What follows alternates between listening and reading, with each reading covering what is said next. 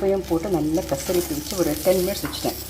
அதுக்கப்புறமா கடாயில் எண்ணெய் போட்டு கடுகு, உளுத்தம்பருப்பு, காஞ்ச மிளகாய், அப்புறம் பெருங்காயம், கொஞ்சம் கடலைப்பருப்பு, உளுத்தம்பருப்பு அதெல்லாம் போட்டிருக்கேன் இல்லைங்களா. அதுக்கப்புறம் என்ன பண்ணணும், நம்ம இந்த ரவையை அதில் போட்டுடணும். நம்ம இந்த ரவையை நல்லா மிளகு, சீரகம் இதெல்லாம் போட்டு வச்சுருக்கோம் இல்லைங்களா. இந்த ரவையை இதில் போட்டுடணும். போட்டுட்டு அதுக்கப்புறமா அதுலேயே நான் உப்பு போட்டாச்சு.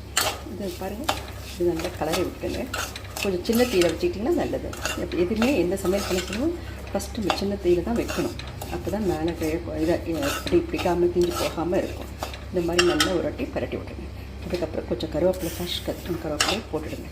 உப்பு எல்லாம் போட்டாச்சு நம்ம, சரிங்களா. அதுக்கப்புறமா தண்ணி கொதிக்க வச்சுருக்கேன்.